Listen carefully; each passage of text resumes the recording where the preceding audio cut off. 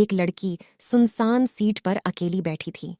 शाम का समय था, रात होने वाली थी। वह लड़की अपनी सीट पर अकेली बैठी हुई थोड़ी बहुत नींद के कारण झुक रही थी तो कभी उठ रही थी।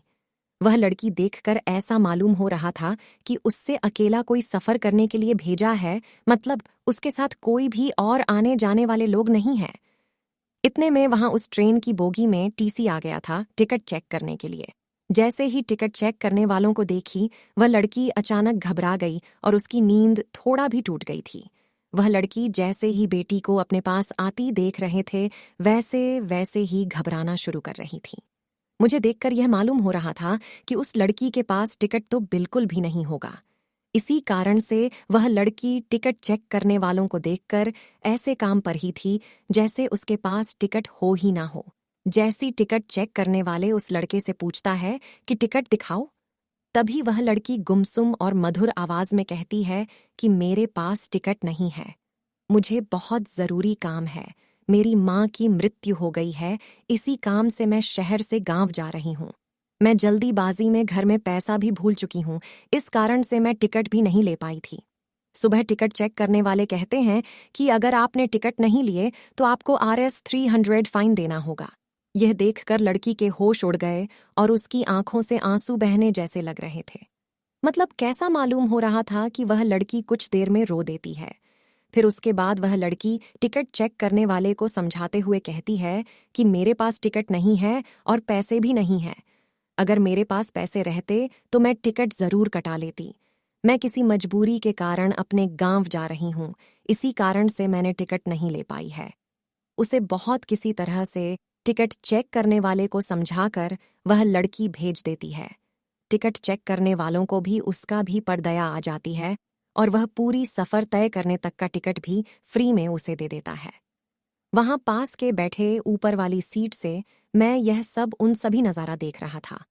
जब मैंने उस लड़की को देखा तो वह लड़की सोने ही वाले थी और अपना चादर उठाकर सोने के लिए अपने शरीर पर ओढ़ ली थी। थोड़ी देर बीत जाने के बाद उस लड़के को शायद नींद नहीं आ रही थी। फिर मैंने नीचे उतरा वॉशरूम जाने के लिए तो उस लड़के से मैंने पूछ ही लिया था। मैंने उस लड़के से पूछा था कि क्या आपके पास बिल्कुल भी पैसे नहीं हैं? वह लड़की घबराई और कहती है कि मैं जल्दीबाजी में घर से निकल गई हूँ, जिस कारण से मैं पैसे लेना उसी भूल गई हूँ।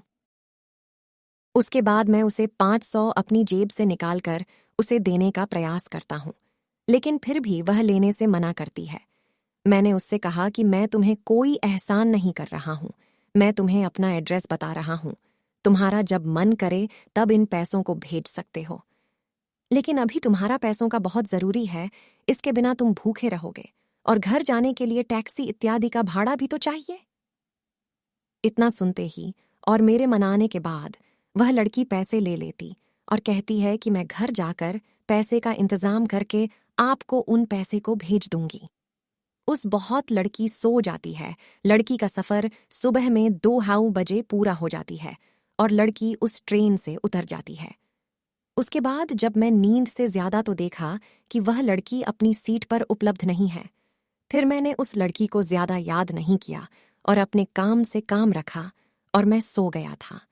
घर पहुंचकर उस दिन बीत जाने के बाद करीब करीब 1 साल बीत जाने के बाद मैंने जिस पते पर पैसे भेजने के लिए एड्रेस दिया था, उस पर एक चिट्ठी आती है। वह चिट्ठी उसी लड़के के द्वारा भेजी गई थी जिसमें लड़की चिट्ठी में लिखती है कि मेरी प्यारी हमसफर और मेरे अजनबी हमसफर, आपके ही कारण मेरा सफर सुहाना हुआ था। अब मैं आपका कर्ज उतारना चाहती हूँ, लेकिन पैसे भेजकर मैं आपका कर्ज नहीं उतार सकती हैं। ऐसे में मेरी ख्वाहिश है कि मैं आपसे एक बार मिलकर आपका शुक्रिया अदा करूं। साथ ही साथ उसे चिट्ठी पर नीचे मिलने के जगह के बारे में तथा समय के बारे में भी बताया गया था। या देख, मुझे रहा नहीं गया था, मैं उस दिन का इंतजार करने लगाता हूँ जिस दिन यह वक्त आएगा और मैं उस अजनबी लड़की से मिल पाऊंगा। आपको बता दें कि वह अजनबी लड़की मुझसे मिलने के लिए इतना बेकार क्यों थी मुझे भी नहीं पता था, लेकिन जब से मैंने उनकी मदद की थी मैं हमेशा सोचता रहता था कि कहीं वह लड़की भूल तो नहीं गई है, मेरा शुक्रिया अदा करना भी नहीं जानती है। उसके बाद मैं उसी दिन उसी समय पर इस समय की व्याख्या उसने अपनी चिट्ठी में की थी। जब मैं उस स्थान पर पहुंचा तो देखा कि वह लड़की पहले से उसी स्थान पर मौजूद है। जब मैंने उनसे पूछा कि आप बहुत पहले आ चुके थे क्या, तो वह लड़की कहती है कि मैं तो 1 घंटा पहले ही आ चुकी थी। मुझे लगा था कि तुम जरूर मेरे लिए आओगे। आगे लड़की कहती है कि जब से मैंने इन पैसों को लिया है, जब से मैंने आपको देखा है, मेरा दिल कहीं नहीं लगता है। मेरे जज्बात और मेरी जवानी हमेशा आपको ही याद करती रहती है, क्योंकि मैंने उस रात जब आप सो गए थे तो मैं आपके चेहरे की तरफ देखकर बहुत ज्यादा खुश हुआ करती थी। मैं आपसे अपने प्यार का इजहार करने के लिए आई हूं। अगर आपको कोई आपत्ति नहीं है तो आप मेरा प्यार स्वीकार कर सकते हैं। मैं पूरी जिंदगी आपके साथ गुजारने के लिए तैयार हूं। साथ ही साथ मैंने अपने माता पिता से आज्ञा लेकर आई हो कि और आपके बारे में बताकर भी आई हूं। फिर उसके बाद मैं भी खुश हो जाता है, लड़की को तुरंत ही गले लगा लेता हूं। फिर हम दोनों की शादी जल्द ही करवाने का हमारे माता पिता तथा अभिभावक वादा करते हैं। उसके बाद से फिर हम लोग दोनों फोन पर खूब रात भर बातें करते हैं और जिंदगी का लुफ्त उठाते हैं। कोलकाता जैसी भीड़-भाड़ शहर में एक लड़का घूमने के लिए, कुछ दोस्तों के लिए और कुछ दोस्तों के साथ कुछ ऐतिहासिक जगहों को घूमने के लिए जाता है। कोलकाता पहले कभी नहीं किया था। वह पहली बार कोलकाता शहर में अपने कुछ सपने को लेकर तथा उसे जीने के बहाने अपने दोस्तों के साथ घूमने फिरने के लिए निकलता है। वह मौका था दुर्गा पूजा का। जैसा कि आप सभी को पता होगा कि कोलकाता में तथा बंगाल में दुर्गा पूजा काफी धूमधाम से मनाई जाती है। तभी उनके सभी दोस्तों ने कहा कि चलो कोलकाता का दुर्गा पूजा भी देख लेंगे और साथ में कोलकाता शहर भी घूम लेंगे। जैसे ही कोलकाता में घूमने के बारे में सभी लड़का तभी हुआ, लड़का भी पूछता है कि अच्छा बताओ, कोलकाता में ऐसी क्या क्या चीज है घूमने के लिए। अभी उसका दोस्त कहता है कि कोलकाता में घूमने के लिए चिड़ियाघर है, कोलकाता में घूमने के लिए विक्टोरिया मेमोरियल है, वाटर पार्क है और दीघा बीच है जहां हम लोग एंजॉय कर सकते हैं, मस्ती कर सकते हैं। फिर सभी लोग कोलकाता के लिए निकल पड़ते हैं। वह लोग 3 दोस्त थे, साथ में एक दोस्त जिसका नाम सोनू था। बाकी सभी दोस्त कोलकाता कई बार घूमने के लिए गए थे, लेकिन उस सोनू पहली बार कोलकाता घूमने के लिए जा रहा था। सभी दोस्त कोलकाता पहुंचने के बाद वहां उन्होंने खाना पीना तथा नाश्ता किया। फिर घूमने के लिए टैक्सी किया और घूमते घूमते बहुत सारा जगह घूमा। शाम के करीब 3 बज रहे थे। तभी सब दोस्तों ने ये डिसाइड किया कि चलो अब हम लोग वाटर पार्क भी घूमते हैं। इससे पहले सोनू कभी वाटर पार्क घूमने नहीं गया था। आपको बता देगी, वाटर पार्क में बहुत सारे पानी होते हैं जिसमें खेल-कूद और मस्ती करते हैं। सोनू भी उसी में टिकट कटाकर खेल-कूद करने लगे थे वाटर पार्क में। गर्मी का मौसम था, गर्मी बहुत तेज हो रही थी।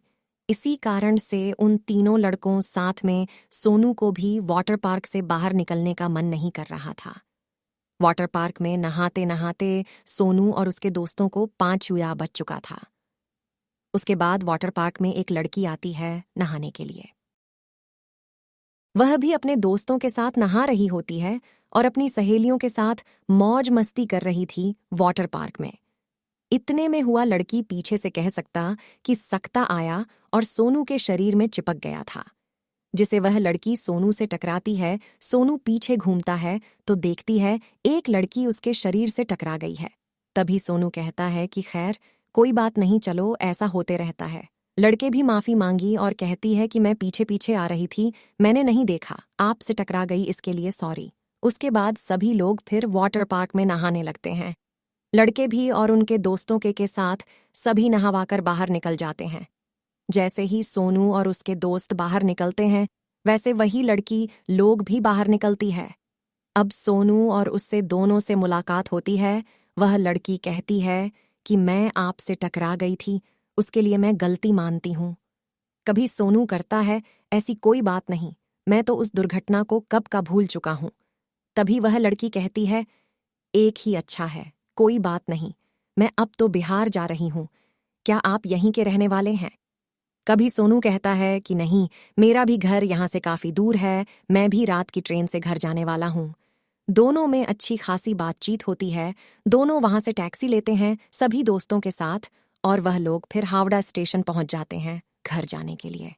जैसे ही सभी लोग हवाई स्टेशन में पहुंचते हैं, सभी लोग टिकट खरीदने के लिए इधर उधर चले जाते हैं।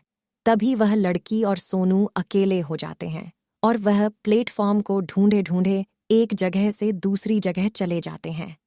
अब तो सोनू और वह लड़की बस एक साथ 2 ही लोग हैं, बाकी सभी लोग इधर उधर गुम हो गए थे। फिर दोनों ने कहा कि शाम हो चुकी है, ट्रेन रात 10 बजे है, चले हम लोग कुछ खा पी लेते हैं, वरना ट्रेन में कुछ खाने पीने की नहीं मिलेगा तो रात भर भूखे ही रहना पड़ेगा। वह लड़की भी कहती है कि ठीक है, चलो हम लोग कुछ खाते हैं। वह दोनों खा पी कर स्टेशन आती है और ट्रेन का इंतजार करती है।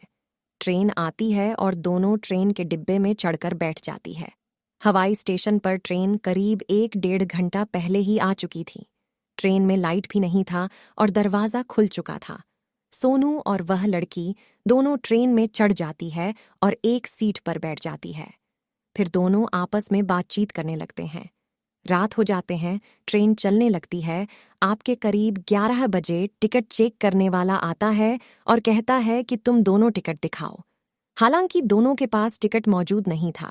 उसके बाद सोनू टिकट चेक करने वालों को कहता है कि मेरे पास टिकट नहीं है, ऐसा कीजिए, आप मेरा एक टिकट बना दीजिए और एक इनका टिकट भी बना दीजिए।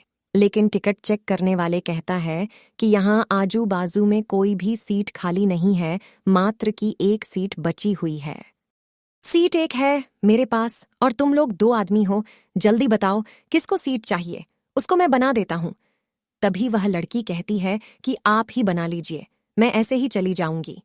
फिर सोनू कहता है कि मैं तो लड़का हूं, कहीं भी बैठकर सुपर जा सकता हूं, आप तो लड़की हो, अच्छा से जाओ, सीट लेकर सो जाओ। लड़की सीट पर जाकर सो जाती है और वहां जाने के बाद लड़की कहती है कि यहाँ तो बहुत सारा जगह है, तुम भी आ जाओ, हम दोनों बैठकर एक साथ पूरी रात गुजार लेंगे। लड़का बहुत थका हुआ था। दिन भर घूमने के बाद, मतलब कि सोनू भी थका हुआ था। दिन भर घूमने के बाद और वह भी सीट पर आराम करना चाहता था। जैसे ही वह लड़की बुलाती है तो सोनू तुरंत ही ऊपर चला जाता है, सीट के ऊपर, और बैठ जाता है। अब बैठे बैठे दोनों को नींद आने लगती है। रात के करीब 1 बजते हैं। दोनों आराम से बैठकर सफर कर रहे थे। तभी वह लड़की कहती है कि सीट तो बहुत ज्यादा खाली है, तुम एक साइड सर कर कर सो जाओ, दूसरे सेट सर करके मैं सो जाती हूँ। दोनों ऐसा ही करता है और सो जाता है। सोते सोते सुबह हो जाती है और दोनों अपने घर की तरफ ट्रेन से गुजर जाती है। सबसे पहले लड़की की मंजिल पहुंच जाती है। वह ट्रेन से उतर जाती है और लड़का का मोबाइल नंबर लेकर जाती है। उसके बाद दोनों में खूब बातचीत शुरू हो जाती है और दोनों आपस में प्रेम करने लगते हैं। फिर एक बार दोनों आपस में मिलते हैं और दोनों के घर वालों को भी जानकारी दिया जाता है। फिर दोनों की शादी हो जाती है।